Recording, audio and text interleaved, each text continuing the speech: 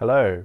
Um, this video is about performance anxiety, and the reason for making this video is just to sort of give an answer or try to at least tackle what performance anxiety is and how to manage it. And it sort of came out of a couple of students asking me how I deal with performance anxiety, and I gave them a really stupid answer, a stupid answer about how I don't make mistakes. It was sort of a half joke, obviously, but it was not helpful, and so maybe this will hopefully be a bit helpful. So what we'll talk about is just what is performance anxiety, how does it manifest, and how can you overcome performance anxiety. So the first thing to know about it is it's essentially the spotlight effect, and it's where you feel really self-conscious. And this usually happens not so much when you're a child, because when you're a child you're sort of living in the moment, a bit like a dog, how they just live in the moment. They don't really think about any long-term consequence on their reputation, things like that. But when you become a teenager, it's at that point where you feel a little bit more self-conscious. You're trying to fit in, possibly, well, probably, and in some ways you judge other people more. You become a little bit more self-aware, aware of your surroundings, aware of the decisions that the other young people around you are making, and as a result you fear being judged the way that you might actually judge other people in order to fit into these groups. And that just cannot be avoided, to be honest.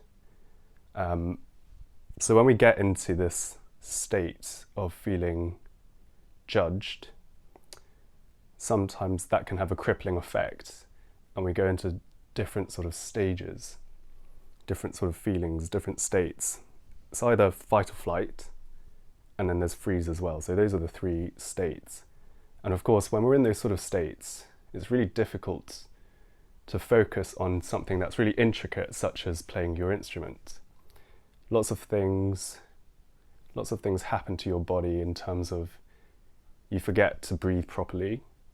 You start to overthink things that you definitely wouldn't overthink when you're in a sort of comfortable state. Even right now, in a recording, it can be added pressure. So right now I'm sort of thinking, if I forget to say whatever I'm thinking of saying next, then that could be added pressure. Mainly because I'm not going to edit this or cut it, because I have neither the time nor the skills. So this will just be whatever format it is in. And just thinking about how to manage it, because it's never going to go away. Even at the top level, performance anxiety is still very much a thing. People become very crippled by the thought of everyone watching them, everyone thinking about their mistakes. But the truth is that mistakes happen at any sort of level, and we sort of tend to, as performers especially, we tend to amplify those mistakes and focus and dwell on the mistakes, even though most people in the audience probably wouldn't have noticed those mistakes. B, that's not what they're there to focus on anyway. Is there a C? Possibly, I don't know.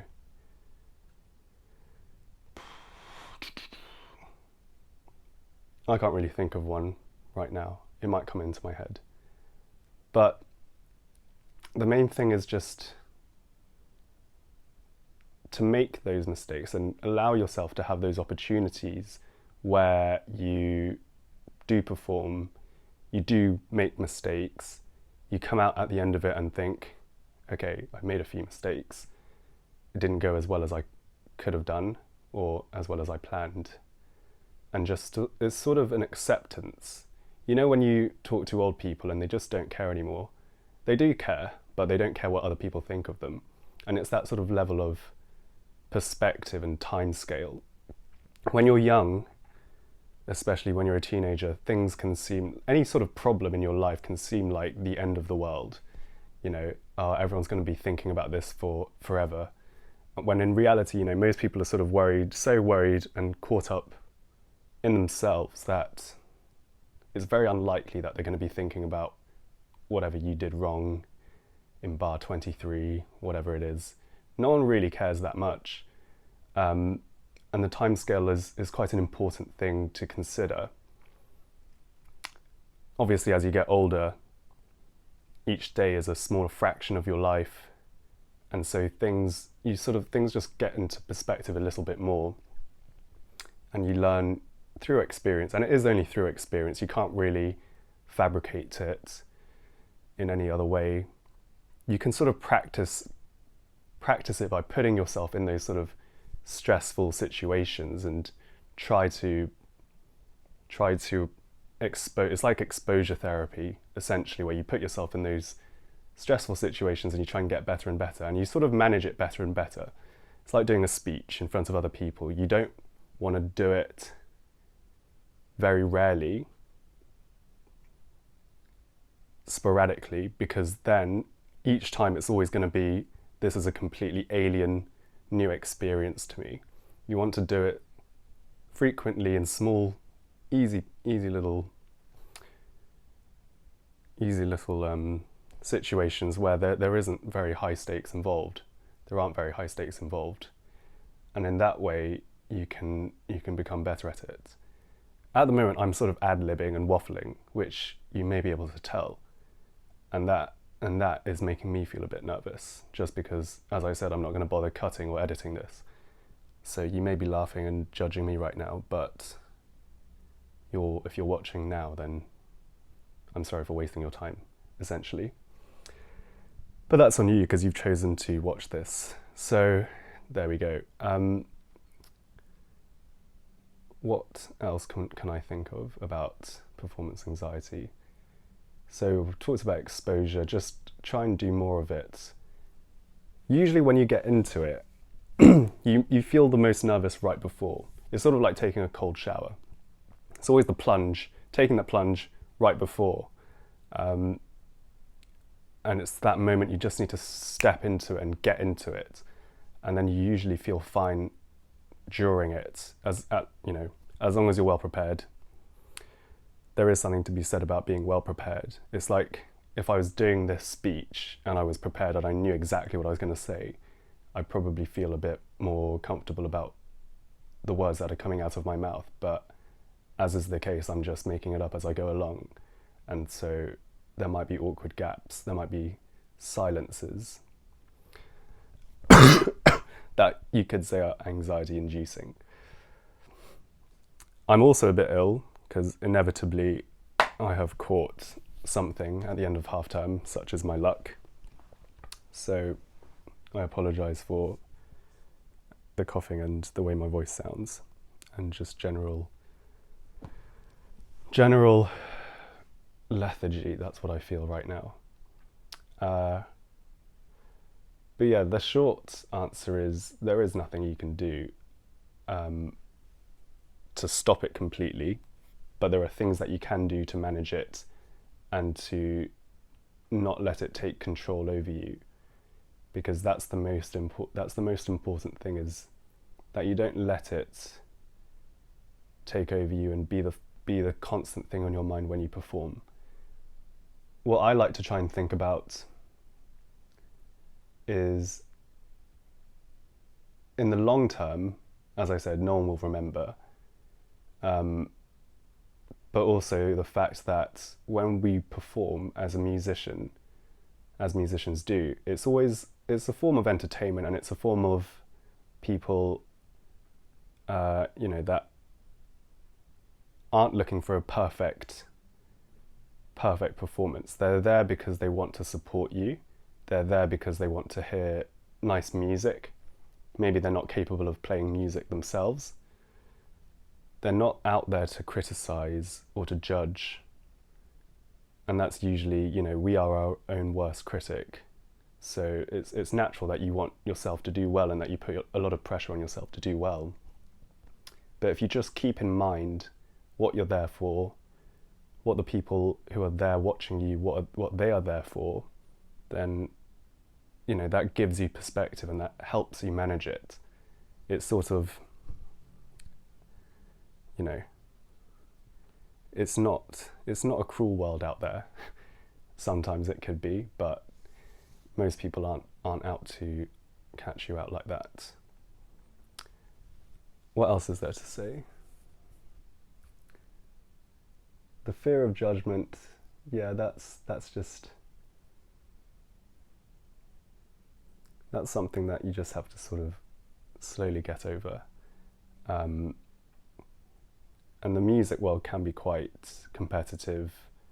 It can be quite daunting, especially when there are so many, what you might say, talented people out there. But it is often a lot to do with hard work as well. You know, no musician gets to the top without putting in a lot of hard work.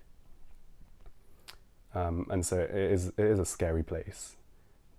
But it is also a place where people are very, very supportive of each other and want others to do well. And from my experience, certainly, I haven't faced anyone who hasn't wanted me to do well. There's never been a place, even in applying for jobs, going into competitions, I've never experienced anyone that's been happy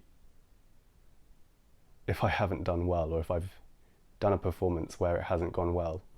And usually people are very supportive if things haven't gone the way that you planned. But anyway, I'm sort of waffling on a little bit, so I'll probably shut up in a moment. But I was thinking, yeah, I might make more videos that are sort of long form content. I don't know if I can be bothered to edit and cut down on the waffling because, as I say, I don't really have the time to do that. And I'm going to probably put out some more piano videos just to show what practice looks like in real time, to show what it looks like from a semi-decent pianist's point of view. And yeah, hopefully that little pep talk was helpful. It might not be helpful, but if you're still watching this, then this could be good for like going to sleep. If you're struggling to fall asleep, then keep listening to this, and maybe this will be less anxiety inducing, or maybe it's more anxiety inducing, I don't know. But I'll probably wrap it up there, unless I can think of any other points about performance anxiety. Most stuff is usually covered in sort of online articles, and they give you a bit of pointless advice. But I think the main thing is just to know that it's never going to go away, but that it's about managing it so that it doesn't overcome the main reason why you perform, which is to make music, to share it, to showcase it, and ultimately just enjoy small moments in life without sounding too cringy. Because we all sort of perform the same pieces of music over and over again, and the reason is because we love it until a new piece comes along. But there we go. That's why we do it. So keep on playing, keep on enjoying music, and remember why you do it.